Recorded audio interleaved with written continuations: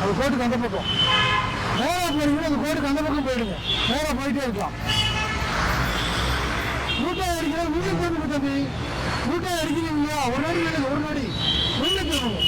நம்ம அங்கே வேணும் வாங்கிட்டே தெரியாது. சரியா? அந்த வண்டிக்கு பின்னாடி வாங்கய்யா.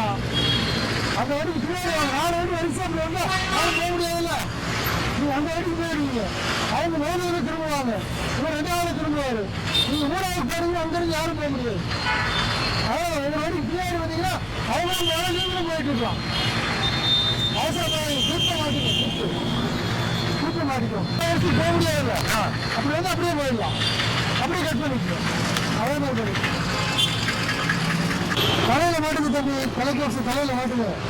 2 வெட்டியில் போகுது.